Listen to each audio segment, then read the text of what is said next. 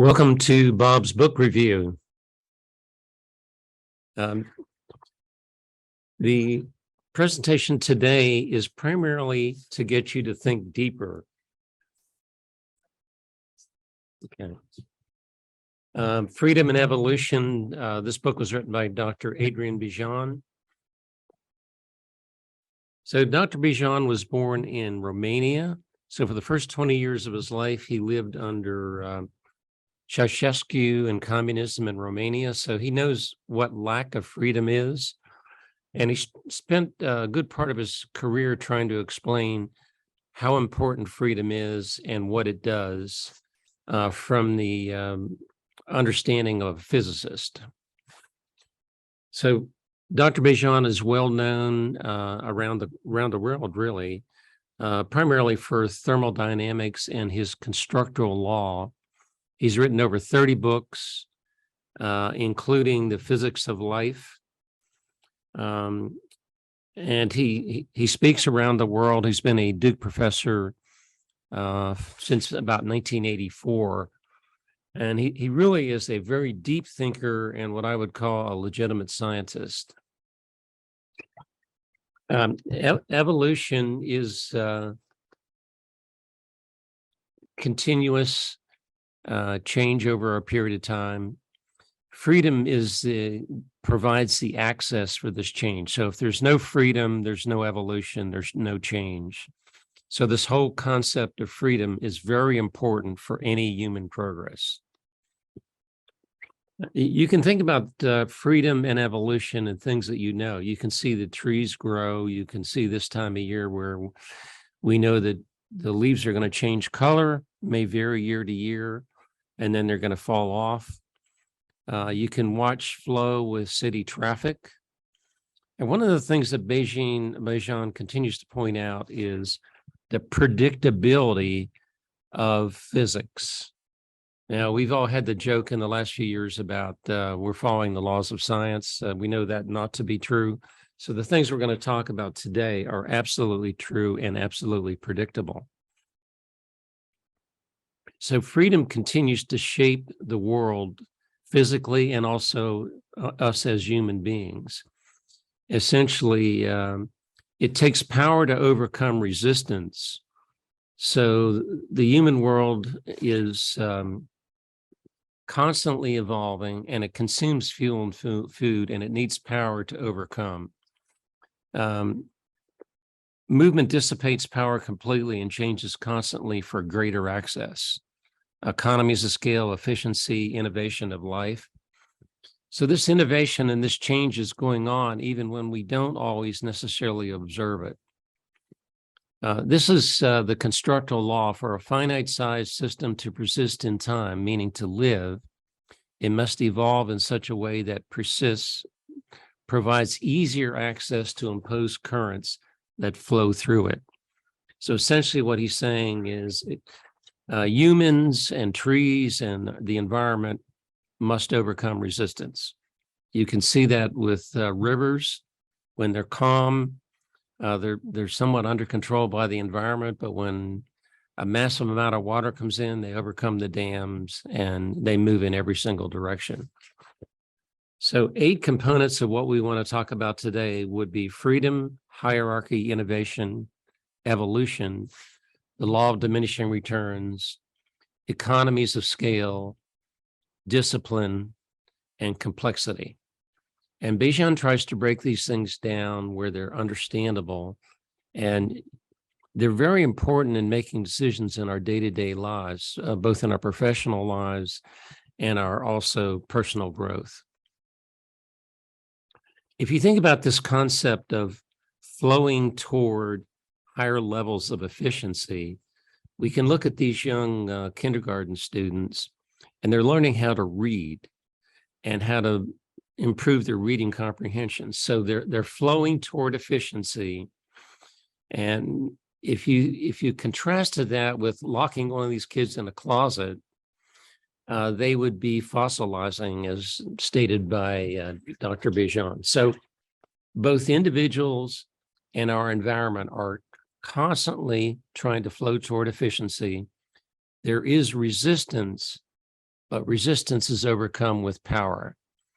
In this case, there's no resistance, so the students are able to learn rapidly. And what Bejan would say, with direct instruction, it's absolutely predictable what's going to happen.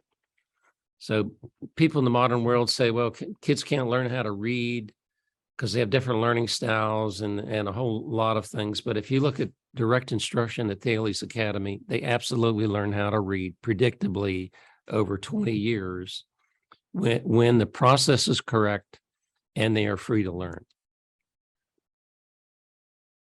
Without freedom to change, there is nothing, no design, no evolution, and therefore no future. So if you talk about American exceptionalism, it's based on freedom. America throughout its history has been the freest country in the world. It's also been the highest productive country in the world. And the core value is freedom. If you take away that freedom or you reduce that freedom, the results will suffer. Freedom is physics. Freedom is a physical feature, shape, size, dimension, etc. And is a catalyst for evolutionary change.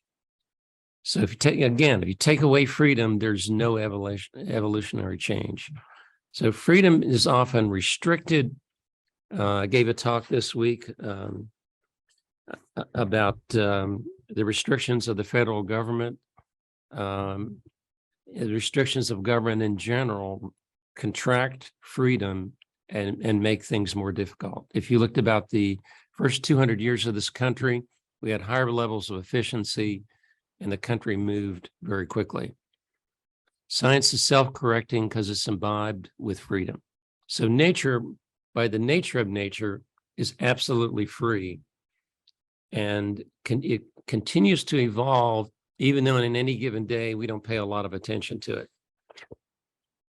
At Thales Academy, freedom is wearing no mask, no accreditation, no teacher licensing.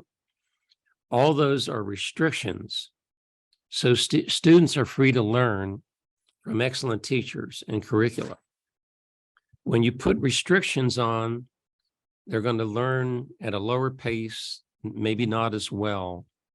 So we will always have some restrictions, but freedom is the core of growth, and it's the way captive air grows, decentralized, free for every person to contribute at their highest possible level. Hierarchy from the chief priests, which presumed to be good people, wasn't always true, but that was the plan. So think about this, without hierarchy, humanity would not be evolved to have language, religion, science, books, armies, government, universities, etc.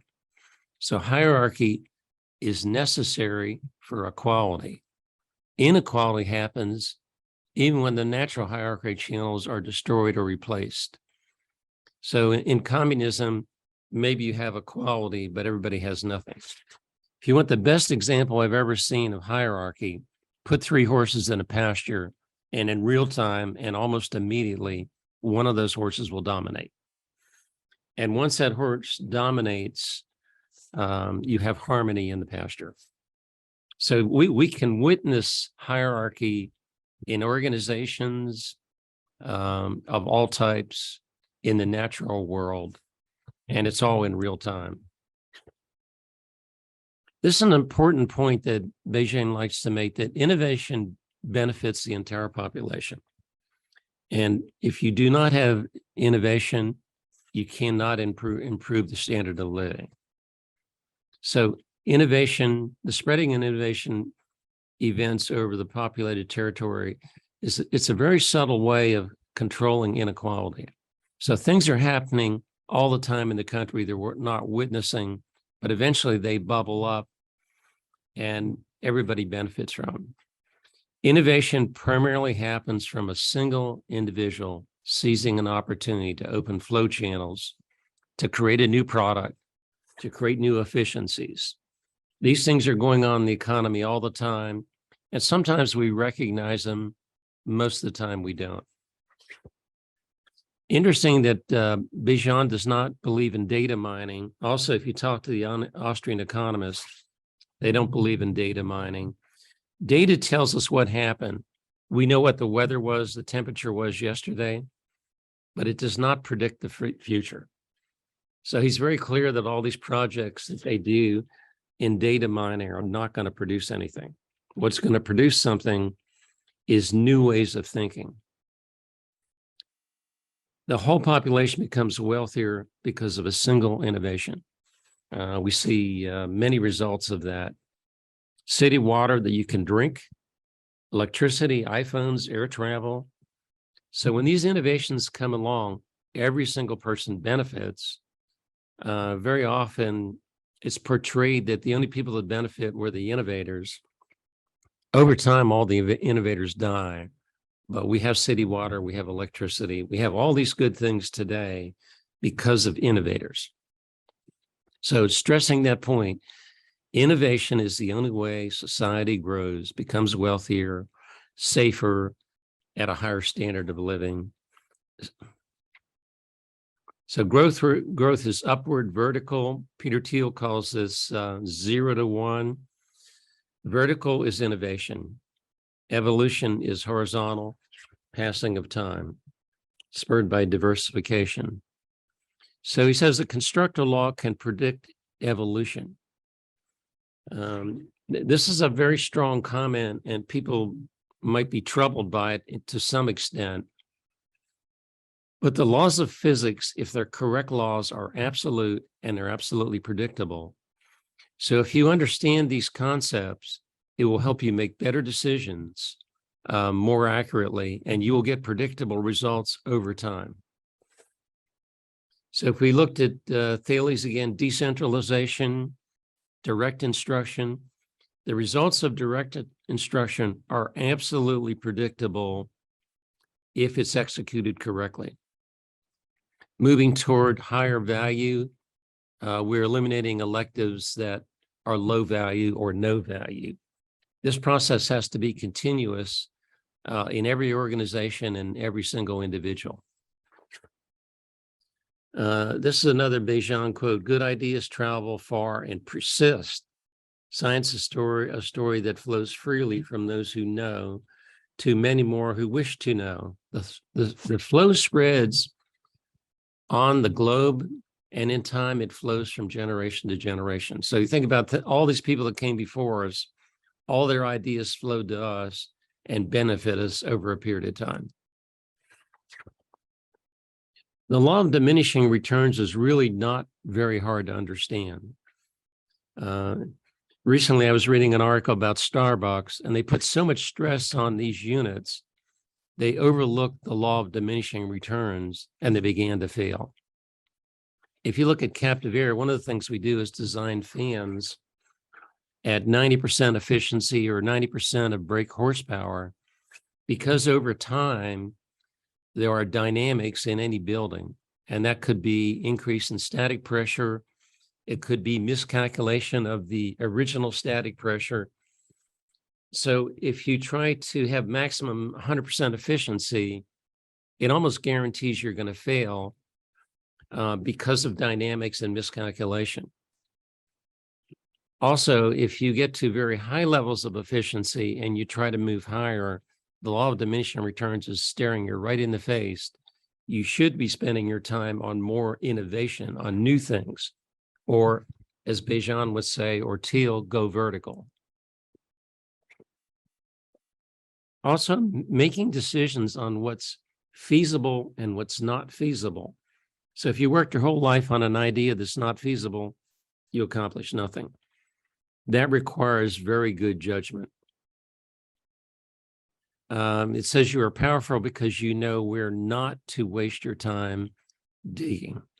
So if you're digging harder in the wrong direction, or if you're working on the laws of diminishing return, you're not going to accomplish anything. He provides a chart here where we go from slavery all the way up to fuel cells. So you can see society over a period of time has made enormous progress based on the Constructal law. If you see these economies of scale, seagulls find a place where they can all move together, and they're flexible, they're flowing. and they find a place to live. He brings this point up about thinkers. So we tend to look backwards and think people didn't know anything. But if you look at the Roman aqueducts or the buildings built in Rome, or what the Greeks did, for example, they could measure the height of a pyramid with nothing but simple tools because they were really good thinkers. So knowing the basics of these thinkers is very, very important. If you can imagine right now, if you walked up to a pyramid, how would you measure the height? You'd have to know Greek geometry. That's how you would do it. If you didn't know it and you didn't have any tools, you wouldn't be able to do it. So it's important to study and understand where these great thoughts came from. And they began with the Greeks and the Romans and came all the way up to our point in time. This is a very important point. Science is not a democracy. We talked about, or people talk about consensus science all the time. It's complete nonsense. Science is not accounting. Science should be absolute, and it's absolutely predictable, and it has no conflicts within a scientific law of physics. So disciplines are geometry, mechanics, thermodynamics. And again, this idea of predictability by understanding the dynamics of physics allows us to make better decisions and to understand how the world works. Now, the laws of physics are somewhat complex, but they're understandable. And one of the things that Bejan points out in the book is the scientist takes complexity and moves it toward simplicity. If we look at disciplines at Thales Academy, we have outcomes, we have the trivium, we have mathematics, and we have direct instruction. These are all disciplines that allow students to grow and flow toward higher levels of efficiency and understanding. So complexity is a difficult concept, similar to chaos and turbulence. As we think deeper about complexity, we begin to organize into some kind of a theory.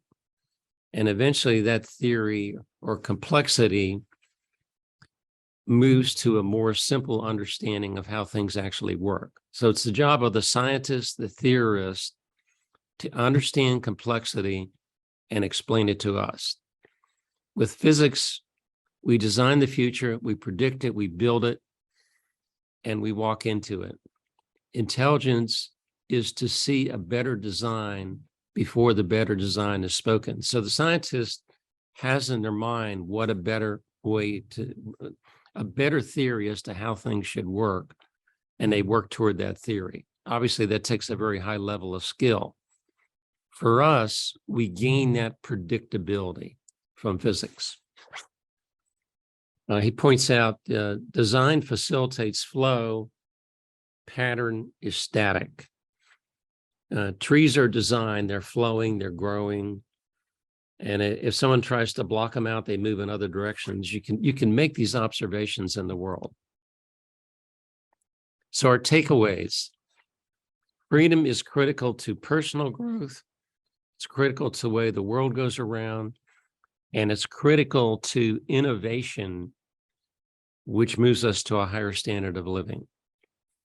Hierarchy is imperative for organization, for outcomes. Innovation is what changes the world. Innovation is what made America great. Evolution is continuous. You can choose not to participate, in which case Bejan would say you are moving toward being a fossil. You can make this observation with people. They want to live in a static world, but the world is not static and never will be static. The laws of diminishing returns tell us how to make decisions. Economies of scale allow for lower cost, higher quality, and a better standing of living. Discipline is critical to anything we do. So understanding disciplines and making them part of our daily life allow us to live a much happier life. Complexity needs to move toward simplicity. So the complexity exists, but it's simplified through correct theories and explanation of how those theories actually operate. That concludes our presentation. I hope you'll take some time to rerun and look at some of these slides carefully. And if you do, you will become a better thinker, because every one of them requires time and effort to understand more deeply. And as you move to become a better thinker, you fulfill the mission of that Leonard Read gave to us many years ago. He says that life has no higher purpose than rising to one's intellectual, moral, and spiritual potential. So that's what we're engaged in. Thank you for taking time to be on this webinar. And I hope this is helpful to you in your daily lives and your future thinking.